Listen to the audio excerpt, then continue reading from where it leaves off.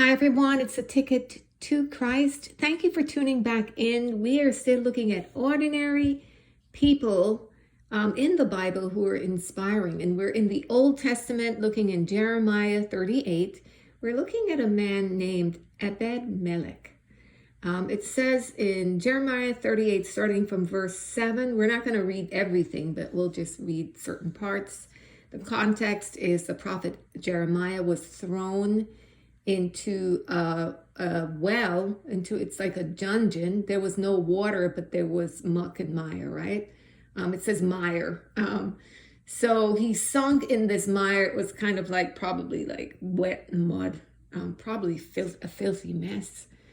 And thank God there was no water there. But I can imagine the terror he felt and the stench that rose up and just how awful it must have been for Jeremiah. And so we're picking up about Ebed-Melech and how he, had something to do with Jeremiah. It says, now when Ebed-Melech, the Ethiopian, one of the eunuchs which was in the king's house, heard that they had put Jeremiah in the dungeon, the king then sitting in the gate of Benjamin, Ebed-Melech went forth out of the king's house and spake to the king, saying, my lord the king, these men have done evil in all that they have done to Jeremiah the prophet, whom they have cast into the dungeon, and he is like to die for hunger in the place where he is, for there is no more bread in the city. Then the king commanded Ebed-Melech the Ethiopian, saying, take from the hence 30 men with thee, and take up Jeremiah the prophet out of the dungeon before he die. And Ebed-Melech took the men with him, and went into the house of the king unto the treasury, and took thence old cast clouts and old rotten rags, and let them down by cords into the dungeon to Jeremiah. And Ebed-Melech the Ethiopian said unto Jeremiah, put now these old cast clouts and rotten rags under thine armholes under the cords. And Jeremiah did so. So they drew up Jeremiah with cords and took him up out of the dungeon, and Jeremiah remained in the court of the prison. Then Zedekiah the king sent and took Jeremiah the prophet unto him into the third entry that is in the house of the Lord. And the king said to Jeremiah, I will ask thee a thing, hide nothing from me. And then to make a long story short, Jeremiah gave the prophecy that they would not be delivered, but that the Babylonians were going to come and take them into captivity. So he did not compromise on the gospel at all, even whatever they did to him.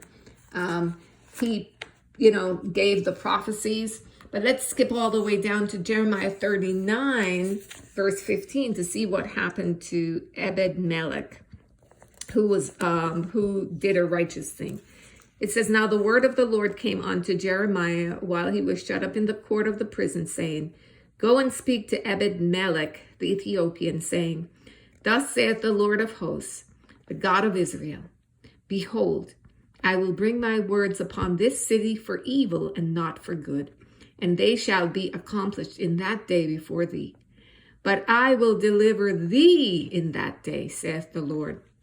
And thou shalt not be given into the hand of the men of whom thou art afraid. For I will surely deliver thee, and thou shalt not fall by the sword, but thy life shall be for a prey unto thee, because thou hast put thy trust in me, saith the Lord. And so I just thought that was so inspiring. Here you have an Ethiopian eunuch in Israel at a time when Israel had turned its back against the Lord, and Jeremiah the prophet was mistreated because he was bringing the prophecies of the Lord, and they were not good. And so people who should have been on his side, his own people of God, threw him in this dungeon, right? They wanted to kill him. They felt that Jeremiah was weakening the hands of the men of war that remained in the city. because he was prophesying against them and saying what would happen. They accused him of not caring for the welfare of the troops. But that wasn't so. Jeremiah was speaking the word of the Lord. And if they were in a good spiritual place, they would have recognized that he can't compromise on the word of the Lord. If it's thus saith the Lord, it is thus saith the Lord, And so there you could see the lack of fear in the place. But this one man, a foreigner, feared God. And he feared God sufficiently to risk his own life to go to the king and beg for Jeremiah's life and to state his case. And a lot of times, when you look at situations whereby maybe you're going extra for someone who it could cost you even to do it, it's not in your best interest, but you're doing so out of your reverence and fear of the Lord will have your back. The Lord will bless it. God does not overlook anything. And there were a lot of people in Israel who got either killed or got taken into captivity. But Ebed-Melech was spared, and he was spared, the Lord said, because he feared God, because he trusted in God. And he said, because you trust in me, I'm going to deliver you. And that's a promise from God.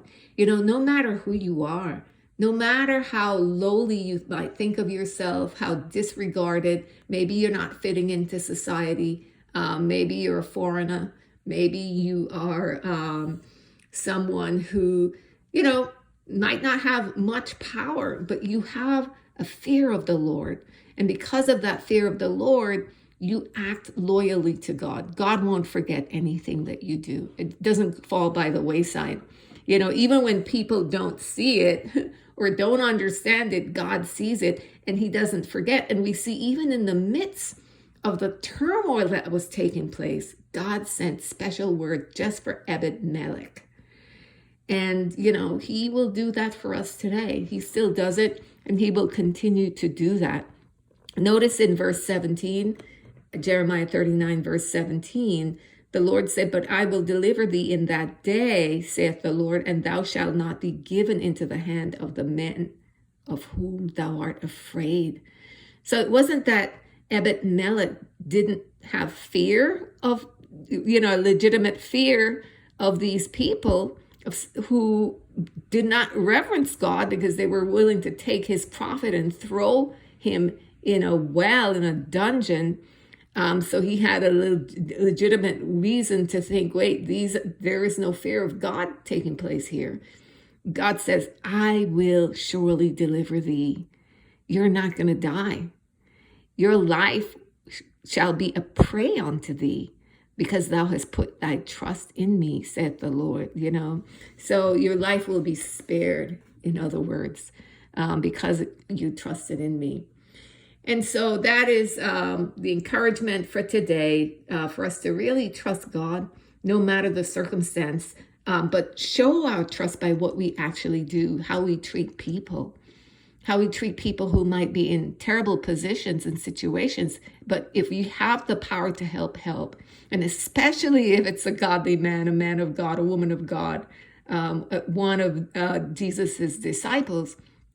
But even if it's not even a man of God, if it's a good thing to do, if it's a righteous thing to do, if it's a situation that will help someone, go ahead and do it. If that's what you're able to do out of reverence for God. Of course, you don't want to help someone to do evil or to come in agreement with somebody who's doing a bad thing. But I'm talking about helping, someone who might be in a fix, might be in a jam, and they need help, and you're able to provide that help. But whatever you do it with the heart that Ebed-Melech did it with. He wasn't doing it with a heart to people please Jeremiah. Jeremiah could do nothing for him. And he wasn't doing it to curry favor with the king, because the king was weak, at that time. He wasn't even doing it to fit in with society because society was about to go into captivity. So he was doing it with a pure motive out of reverence for God and because he trusted God and he believed in the word of God. So, beloved, I hope that blessed you in some small way, gave you food for thought, or helped you in some situation. Have a great day. Take care.